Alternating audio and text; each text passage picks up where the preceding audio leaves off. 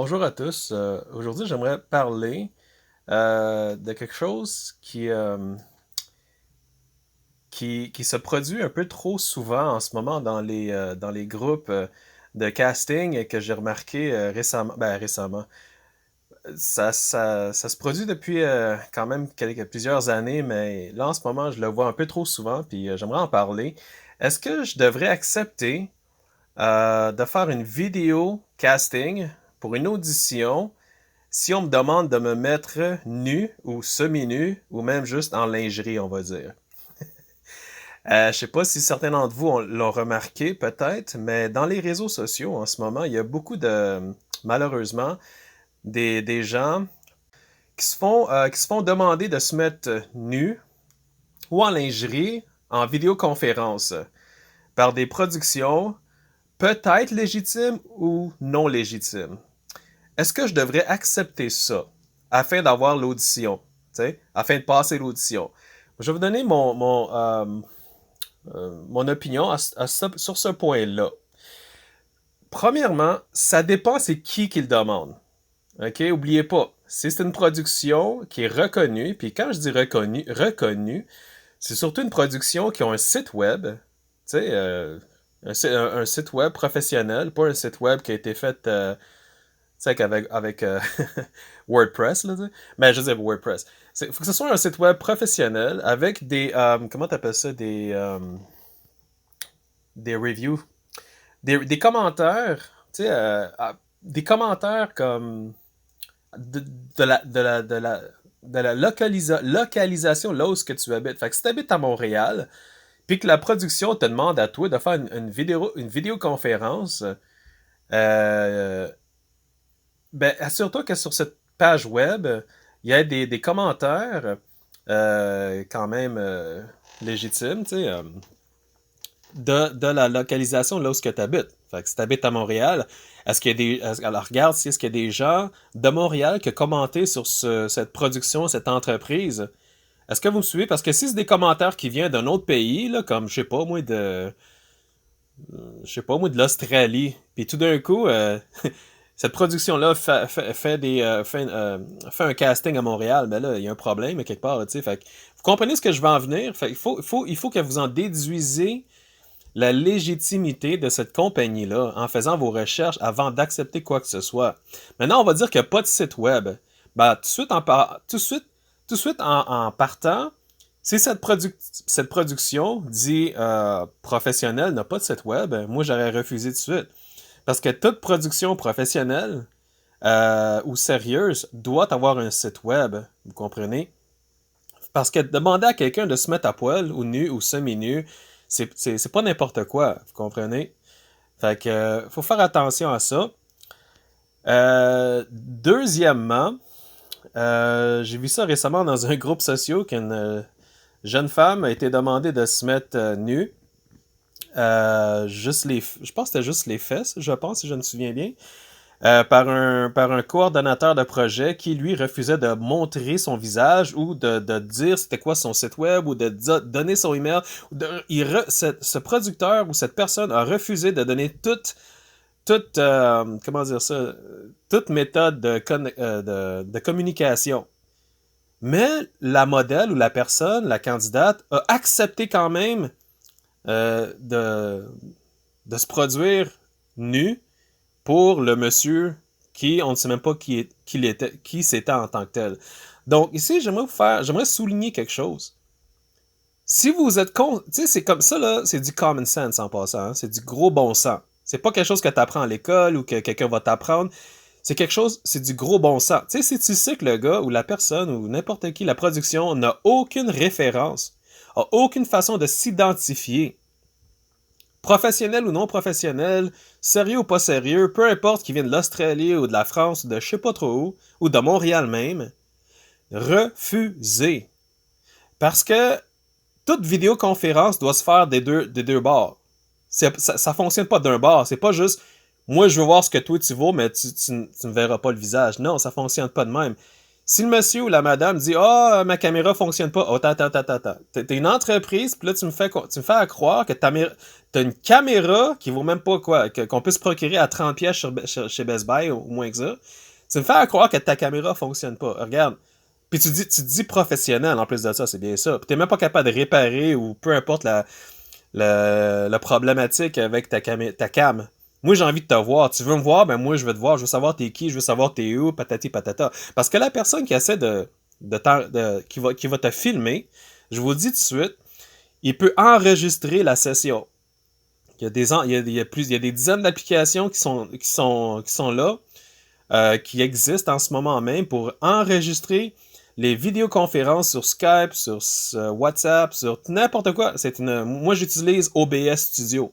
Ça, c'est une application qui me permet d'enregistrer tout ce qui se passe entre moi et une autre personne, peu importe t'es où dans le pays, tout ce qui se passe visuellement devant mon écran, je peux tout enregistrer ça. Je peux même enregistrer un film Netflix si je veux. OK? Tout le monde le sait. Mais ça, je veux dire, ça veut pas dire que je le fais en passant, là, mais... mais si je veux le faire, je peux le faire. Vous comprenez? Le point, c'est que tout s'enregistre en ce moment. Fait il y a de grandes chances que cette compagnie ou cette entreprise ou cette personne même, ça se peut qu'il soit dans un autre pays, ça se peut qu'il soit à Montréal, ça se peut qu'il utilise un proxy, ça se peut qu'il... Non, pas un proxy, ça se peut qu'il utilise un VPN, un Virtual Private Network. Pour ceux qui savent pas c'est quoi, ben, qu'est-ce que ça... Je veux dire, ça a un lien avec avec sa localisation, avec son adresse IP de son ordinateur, parce que certaines personnes vont tenter de savoir où est-ce que la personne habite de par son adresse IP.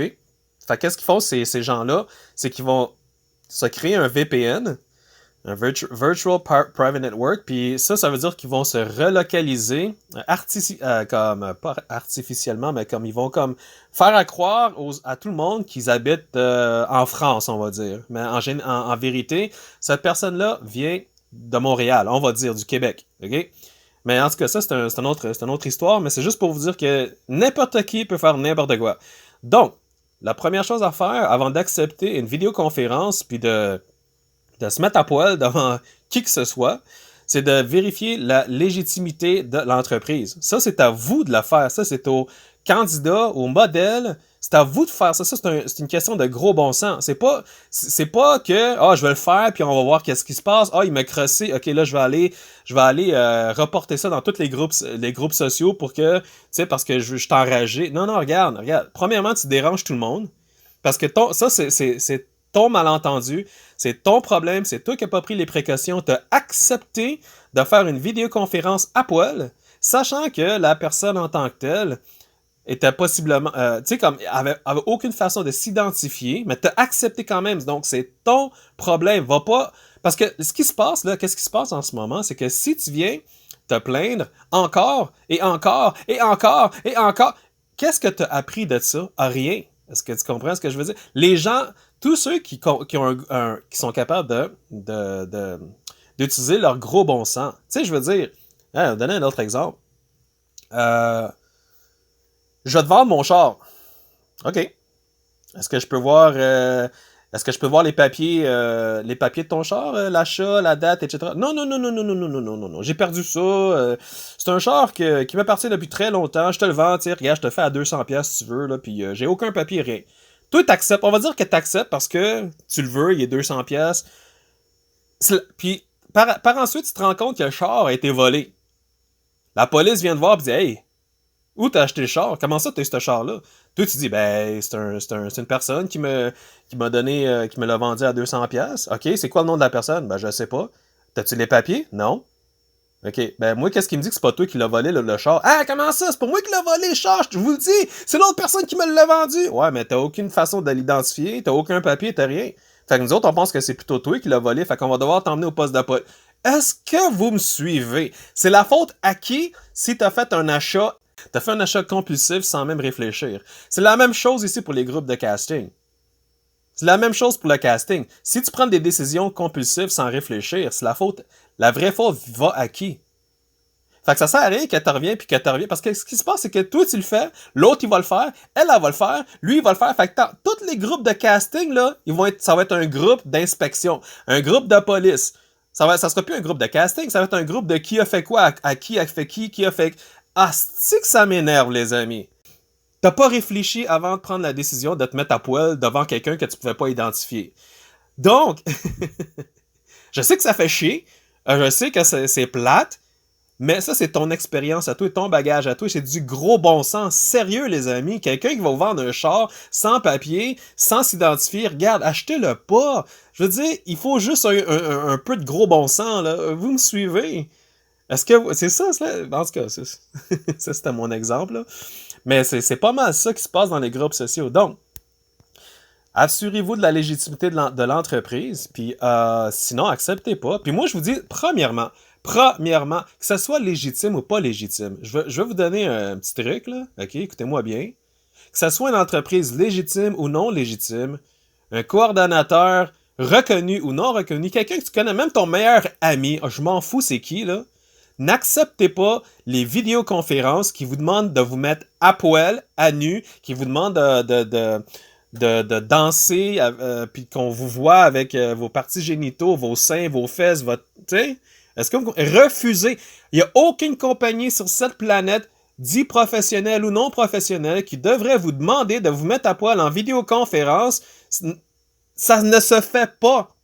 Si le publicateur ou la personne en charge, le coordonnateur ou le réalisateur, le producteur est sérieux, que c'est une entreprise dit professionnelle, il va vous convoquer en personne, OK? Il va vous convoquer en personne, il va vous faire signer un genre de décharge ou un contrat qui stipule comme quoi tu vas passer une audition puis que tu vas devoir démontrer ci devant la caméra. OK, il va aussi il va écrire son adresse d'entreprise, il va écrire son prénom, nom de famille, il va tout écrire les conditions. Ça c'est sérieux les amis. Ça c'est de la job sérieuse. Là après ça, il va avoir un endroit pour se déshabiller, etc., un endroit clos. Là, vous allez devoir, si vous voulez vraiment... Ben, je sais pas pourquoi vous devriez être nu.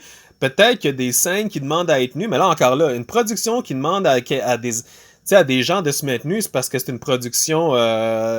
ça doit être une production professionnelle. Puis par professionnel, il doit y avoir des procédures légitimes. Est-ce que vous me comprenez? Fait que c'est super important de checker ça. Moi, là, jamais je demanderais à quelqu'un d'être nu, sauf si mon scénario le demande, mais encore là, tu sais, je veux dire, hey, c'est vraiment touchy cette affaire-là, les amis. Moi, je la ferais jamais dans aucun... J'ai pas besoin de quelqu'un d'être nu, je fais pas de la pornographie, à moins que tu veux aller dans la pornographie. Fait que là, si tu veux faire de la pornographie, c'est une autre histoire complètement différente. Parce que là, oui, effectivement, ok, on va dire que c'est une entreprise de pornographie reconnue, que tu peux identifier la personne, l'organisateur ou le directeur de casting, tu peux l'identifier, tu sais où il habite, tu sais où son office, tu sais que ce gars ou cette fille-là a déjà fait plein de castings avec d'autres personnes pour la pornographie, puis que cette personne-là te demande de faire une vidéoconférence puis de montrer tes seins, tes fesses, toutes tes affaires. Là, c'est à ta discrétion. Mais même là, moi, j'aurais refusé parce que, comme je vous dis, là, j'ai plus que 30 ans d'expérience, moi, dans le domaine de l'art, de la musique, de la de tout ce qui est art. J'ai tout vu, j'ai tout entendu. Une entreprise professionnelle va vous convoquer en personne dans un local clos, il va vous faire signer un contrat ou une décharge, ok? Ça devrait être un contrat parce que si te demande de faire une audition, premièrement, il doit te payer. Premièrement, l'entreprise va te payer pour faire l'audition, parce que là, tu dois te mettre à poil. Ok, regarde, c'est pas n'importe quoi. Moi, là, si tu me payes pas, je me mets pas à poil. De toute façon, il y a personne qui va me payer, bien sûr. Mais non. Blague à part, il faut qu'ils te payent pour l'audition. Puis deuxièmement, après ça, il faut que tu fasses un genre de... Ben, tu vas te mettre à poil, tu vas faire ce que tu dois faire devant la caméra. Puis eux, ils se donnent la permission de garder la vidéo pour leur... je sais pas moi, leur comment t'appelles ça? Leur décision à faire. Mais sauf, par contre, dans le contrat, ils doivent stipuler clairement qu'ils ne peuvent pas utiliser l'audition, les images enregistrées afin de le promouvoir sur leur site privé, sur leur site social, sur leur site web. Ils ne peuvent pas le faire. Ça, encore là, c'est une question de gros bon sens. Fait que si c'est pas écrit dans le contrat, tu n'acceptes pas de le signer et tu t'en vas. Ça, c'est une question de gros bon sens. Signez pas là, quelque chose juste parce que c'est une grosse compagnie, ils vont me payer 1000, j'ai une chance de faire 10 000 gna gna, je vais me laisser faire. Après ça, ils vous refusent. Oh mon Dieu, il a utilisé ma vidéo de casting, ma vidéo d'audition pour le mettre sur leur site web. Maintenant, tout le monde va me voir à poil. Mon père, ma mère, mon cousin, ma cousine, tout le monde me voit. Regarde, c'est toi qui as signé, c'est toi qui as voulu. Tu sais, c'est toi qui n'as pas pris c'est toi qui n'as pas regardé en tant que tel les consignes. Est-ce que vous comprenez ça? C'est une question de gros bon sens. C'est pas quelque chose que quelqu'un va vous apprendre. C'est soit vous le savez, soit vous le savez pas. Est-ce que vous me suivez? Bon. Fait que ça, c'est ça. Fait que ça, c'est un peu mon point de vue concernant les auditions vidéoconférences. Fait que c'est ça. Moi, personnellement, je le ferais jamais même si tu es une compagnie réputée, je ne laisserais personne m'enregistrer en vidéoconférence parce que n'importe qui peut utiliser une application afin de d'enregistrer ce que tu fais de l'autre bord du monde ou l'autre bord de la caméra. N'importe qui peut t'enregistrer puis utiliser cette vidéo-là pour la vendre dans un site pornographique. Tu dis, hey, regarde, j'ai une petite vidéo intéressante, je peux la vendre pour, je sais pas, 1000$. Tu sais pas ce qu'il va faire avec la vidéo. Fait que ça, c'est une question de gros bon sens. Ne le faites pas, les amis. Fait que comme ça va vous éviter d'arriver dans les réseaux sociaux là, à chaque semaine. Oh, regardez ce gars-là! Oh, regardez cette compagnie-là! Oh, regardez lui! C'est une fraude, gna gna gna. Je suis tanné de voir ça, les amis. Je suis tellement tanné, sérieux. Là, moi, ça me fait rire. Puis même là, regardez, si c'est une personne que vous n'avez pas réussi à identifier, il y a de grandes chances que cette personne-là, après que tu l'aies reporté son compte Facebook, on va dire, ou c'est surtout son compte Facebook pour l'instant. Fait que si tu réussis à l'identifier, si tu vas genre porter plainte contre lui, qu'est-ce qu'il va faire? C'est qu'il va ouvrir un autre compte Facebook. Est-ce que vous me comprenez? Tu vas reporter son compte, il va réouvrir un autre compte Facebook, puis ça finira plus, cette niaiserie-là. Vous comprenez? Fait que la meilleure chose à faire, c'est d'utiliser votre gros bon sens, puis ça va vous éviter plein de Tylenol. OK? Donc, c'est ça. Fait que ça, c'est mon point de vue sur les vidéoconférences. N'acceptez pas tout court. Puis si c'est une compagnie légitime, allez en personne, signez un contrat légitime, amenez quelqu'un qui connaît ça, les contrats. Si vous savez pas comment ça fonctionne avec les contrats, ben amenez quelqu'un qui connaît ça. N'y allez pas tout seul.